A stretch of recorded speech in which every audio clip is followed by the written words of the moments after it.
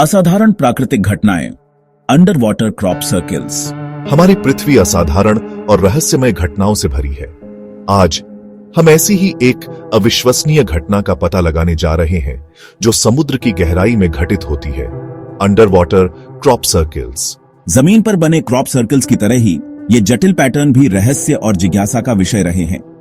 ये ज्यामितीय चमत्कार जो पहली बार जापान के तट पर देखे गए थे, ने वैज्ञानिकों और प्रकृतिवादियों को समान रूप से मोहित किया है। पानी के नीचे के खेतों के घेरे। कल्पना कीजिए कि आप समुद्र की सतह के नीचे गोता लगा रहे हैं। जैसे जैसे सूरज की रोशनी नीचे की ओर फिल्टर होती है, आपको रेतीले तल पर कुछ अजीबोगरीब दिखाई देता है। आपने पानी के नीचे के क्रॉप सर्कल का सामना किया है। ये गूढ़ संरचनाएं जो व्यास में 6 फीट तक की हो सकती हैं, दुनिया भर के समुद्रों में पाई जाती हैं। इन डिजाइनों की सटीकता और जटिलता वास्तव में उल्लेखनीय है। पहले तो इन पानी के नीचे के क्रॉप सर्कल के पीछे के कारण अटकलों और रहस्य में डूबे हुए थे। हालांकि वैज्ञानिक जांच से पता चला है कि ये हल्के से बने प्राणी हैं। खोज का एक क्षण। 1995 में गोताखोरों के एक समूह को जापानी द्वीप अमामी ओशिमा के तट पर कुछ असामान्य देखने को मिला। यह एक ऐसा दृश्य था जिसने उनकी जिज्ञासा को तुरंत बढ़ा दिया और उन्हें और गहराई में जाने के लिए प्रेरित किया। रेत के नीचे जटिल गोलाकार पैटर्न दिखाई देने लगे। ये पैटर्न इतने सटीक और विस्तृत थे कि वे किसी मानव निर्मित कला के समान प्रतीत होते थे। ये गूढ़ संरचनाएं, जिन्हें बाद में पानी के नीचे के क्रॉप सर्कल के रूप में जाना जाता है, ने तुरंत वैज्ञानिक समुदाय का ध्यान खींचा। वैज्ञानिकों ने इन संरचनाओं के पीछे के रहस्य को सुलझाने के लिए गहन अध्ययन शुरू किया। इन रहस्यमय संरचनाओं के पीछे के कारणों के बारे में अटकलें बेतहाशा फैल गईं। कुछ ने इसे एलियंस का काम माना, जबकि अन्य ने इसे किसी अज्ञात समुद्री जीव का कार्य बताया। हालांकि यह जल्द ही स्पष्ट हो गया कि इन जटिल डिजाइनों के वास्तुकार एक छोटी अगोचर मछली, जिसे पफरफिश के रूप में जाना जाता है। पफरफिश, जो आमतौर पर अपने आकार और रंग के कारण ध्यान नहीं खींचती, इन संरचनाओं के पीछे की असली कलाकार निकली।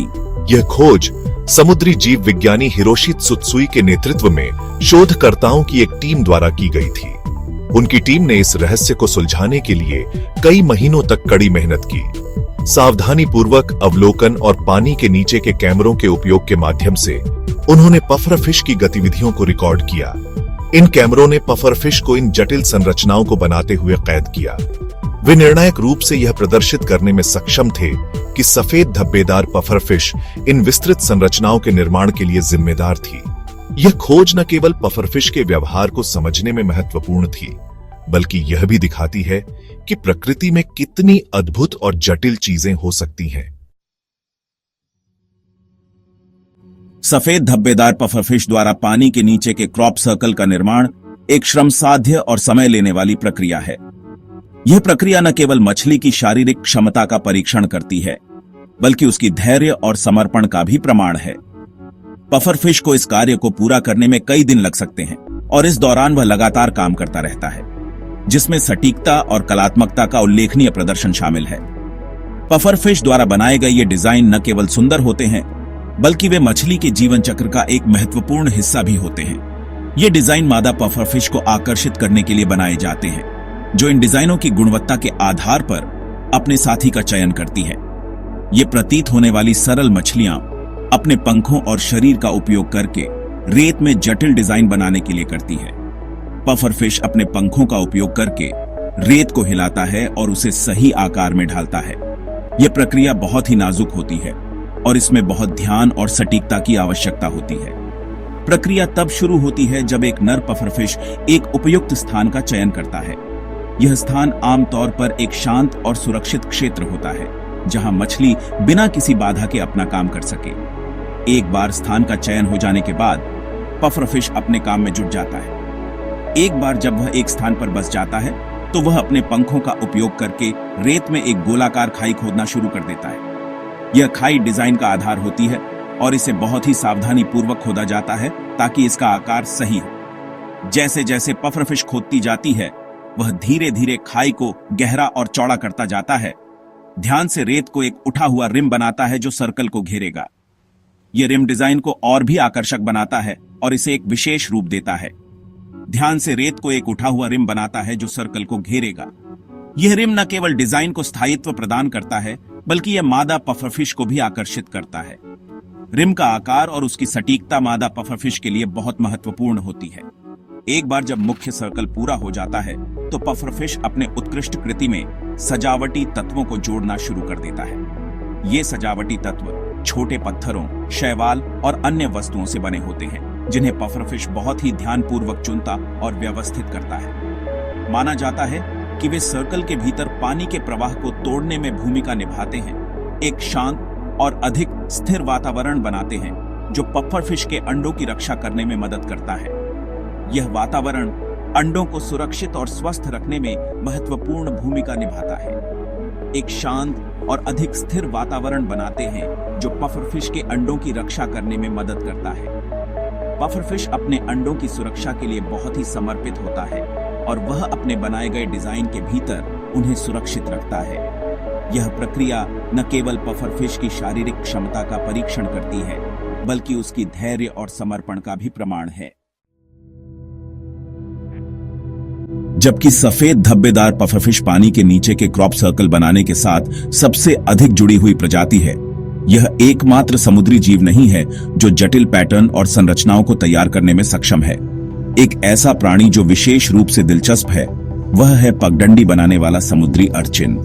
ये छोटे कांटेदार जीव अपने मुंह और पैरों का उपयोग करके समुद्र तल पर जटिल पगडंडियों और पैटर्न के जाल को उकेरते हैं। एक अन्य उल्लेखनीय वास्तुकार गोबियन मछली है।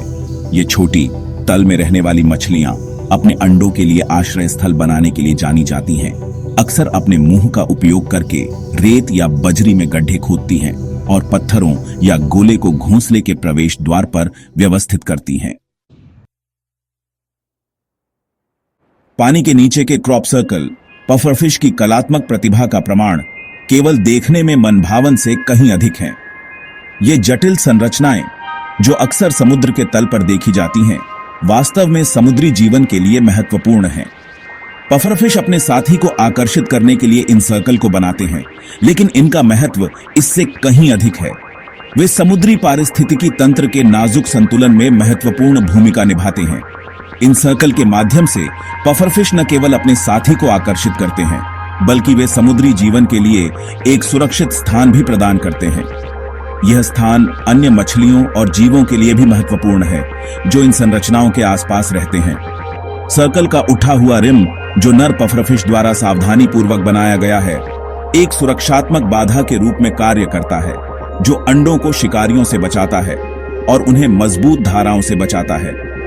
यह रिम न केवल अंडों की सुरक्षा करता है, बल्कि यह अन्य छोटे जीवों के लिए भी एक सुरक्षित स्थान प्रदान करता है, जो अंडों को शिकारियों से बचाता है और उन्हें मजबूत धाराओं से बचाता है।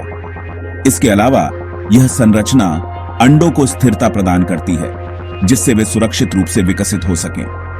यह प्रक्रिया समुद्री जीवन के लिए अत्यंत महत्वपूर्ण है, क्योंकि यह नई पीढ़ी के जीवों के लिए एक सुरक्षित प्रारंभिक स्थान प्रदान करती है।